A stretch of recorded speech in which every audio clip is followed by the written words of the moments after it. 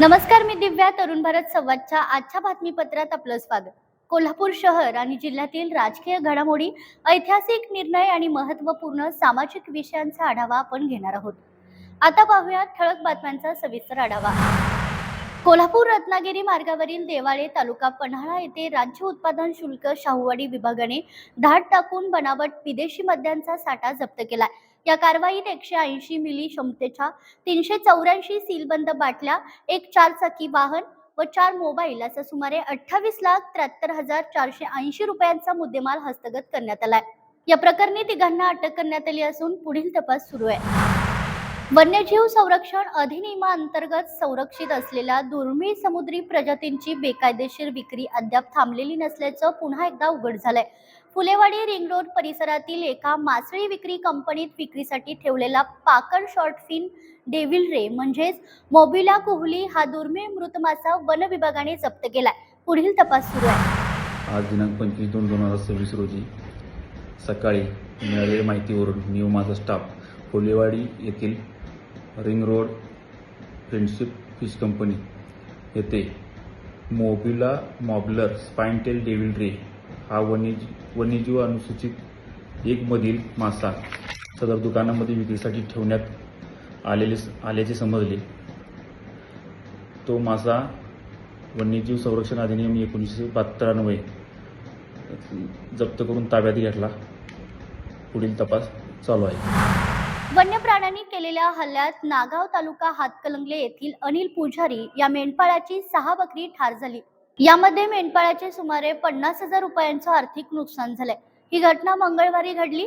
नागाव येथील मेंढपाळ अनिल पुजारी, सदाशिव रानगे, महादेव रानगे, सुनील पुजारी यांच्या सुमारे 350 मेंढरांचा कळप सुनील शिराळे यांच्या शेतात गेली 7 दिवसांपासून बसवले जातोय. मंगळवारी संध्याकाळी 6 ते 7च्या सुमारास कोल्हा तरस सदृश वनप्राण्यांच्या कळपाने जाळीत ठेवलेल्या कोकरांवर हल्ला केला. या हल्ल्यात 6 मेंढरांचा मृत्यू झाला.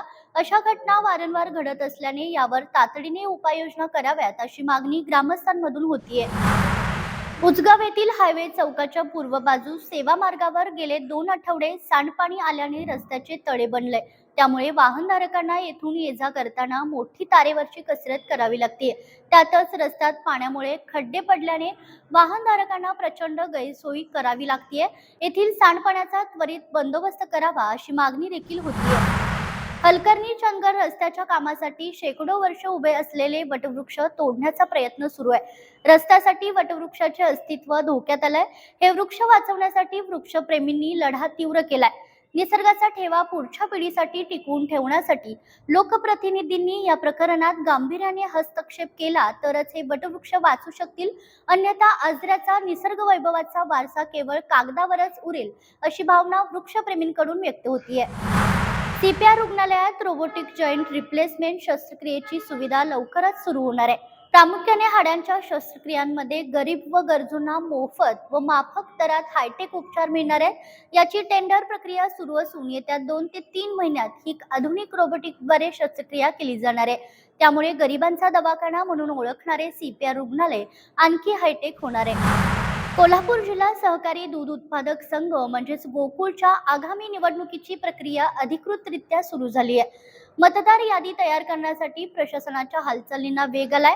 8 मे 2026 पर्यंत सभासद म्हणून पात्र असलेल्या सदस्यांची माहिती सॉफ्ट कॉपी स्वरूपात 2 मार्च 2026 पर्यंत कार्यालयात सादर करण्याचे आदेश देण्यात आले. पाटगाव तालुका भुदरगड येथील छत्रपती शिवराय यांच्या गुरुस्थानी असलेल्या संत मौनी महाराज यांच्या शोधात जर्मन देशातील शिवचरित्र अभ्यासक हेल्मुट बेरेंट पाटगाव येथे पोहोचले. हेल्मुट हे सध्या ऑस्ट्रेलिया आणि जर्मनी येथे शिवचरित्राचा अभ्यास करतायत.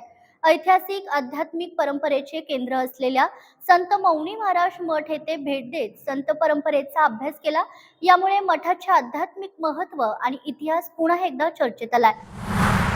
शाहूवाडी तालुक्यातील चांदोली या ग्रामीण भागातील प्राथमिक शाळेने नुकत्याच झालेल्या NMMS परीक्षेत सलग 5व्या वर्षी 100% निकालाची परंपरा कायम ठेवली आहे. पश्चिम भागातील एकमेव शाळा आहे जिने सलग 5व्या वर्षी यश मिळवलंय. शिवाय या NMMS स्कॉलरशिपसाठी विद्यार्थी पात्र देखील झालेत. गेल्या 5 वर्षापासून आम्ही इयत्ता 8वी NMMS परीक्षेसाठी सातत्याने आम्ही प्रयत्न करत आहे. गेल्या 5 वर्षामध्ये 100% निकाल NMSचा लागून या 5 वर्षामध्ये म्हणजे गेल्या 4 वर्षामध्ये 12 विद्यार्थी नॅशनल लेवलला आणि 5 विद्यार्थी सारथीसाठी महाराष्ट्रासाठी निवड झाली. याही परीक्षेमध्ये 2026मध्ये जी आता परीक्षा झाली त्याच्यामध्ये 14 विद्यार्थी आम्ही बसवले. 14चे 14 विद्यार्थी आमचे पात्र झाले आणि त्यामध्ये सुद्धा आता नॅशनल मेरिटसाठी 100% या ठिकाणी विद्यार्थ्यांची निवड होणार. कोल्हापूर जिल्ह्यातील दक्षिण काशी म्हणून ओळखल्या जाणाऱ्या हनिमनाळ येथे श्री बलभीम देवाची यात्रा मोठ्या भक्तिभावाने पार पडली. या यात्रेतील सर्वात महत्त्वाचा आणि श्रद्धेचा भाग म्हणजे श्रीफळ सोहळा. नवस पूर्ण झालेल्या भाविकांनी देवाला अर्पण केलेले हजारो नारळ एकाच वेळी आकाशाच्या दिशेने सोडले जातात. श्रद्धेच्या या अनोख्या सोहळ्यात जेव्हा हजारो नारळ एकाच वेळी हवेत झेपावतात तेव्हा ते दृश्य भारावून टाकणारं असतं. पिढ्यानपिढ्या चालत आलेली ही पवित्र परंपरा आजही तितक्याच श्रद्धेने जपली जाते. हनिमनाळचा हा डोळ्यांचे पारणे फेडणारा श्रीफळ सोहळ्याचा संपूर्ण व्हिडिओ आणि त्याची संपूर्ण माहिती पाहण्यासाठी तरुण भारतच्या YouTube चॅनलवर नक्की भेट द्या. कोल्हापूरमधलं गडिंग्लज तालुक्यातील हनिमनाळ गाव हे आता तुम्हाला माहिती असेलच खूप चर्चेत आलेलं आहे. तर यामागचं कारण म्हणजे श्रीफळ सोहळा. तर दरवर्षाच्या फाल्गुन महिन्यानुसार म्हणजे मराठी वर्षाच्या फाल्गुन महिन्यामध्ये गावामध्ये मोठा उत्सव होतो. 5 दिवसांच्या या उत्सवामध्ये 3 दिवस मुख्य असतात, ज्यामध्ये पहिल्या दिवशी श्रींस दंडवत आणि नैवेद्य होतो.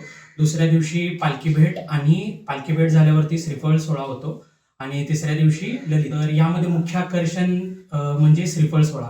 तर श्रीफळ सोहळ्यामागे प्रथा किंवा परंपरा अशी आहे की हे देवस्थान स्वयंभू असल्यामुळे भरपूर लोकांचे नवस पूर्ण होतात. तर बाकीच्या मंदिरांमध्ये जसे नारळ फोडले जातात किंवा तोरण वाहिले जाते, तसेच इथे प्रथा अशी आहे की नारळ हे उडवले जातात. हजारो नारळ एकाच वेळी हवेत फेकले जाण्याचे हे विलोभनीय दृश्य पाहायला विसरू नका. तर या होत्या आजच्या काही ठळक घडामोडी. या बातम्यांचे अधिक सविस्तर विश्लेषण आणि जिल्हाभरातील माहितीसाठी आजच तरुण भारत संवाद पेपर खरेदी करा आणि रोज न चुकता वाचा. अशाच नवनवीन अपडेटसाठी पुन्हा भेटूया. पाहत रहा तरुण भारत. तोपर्यंत नमस्कार.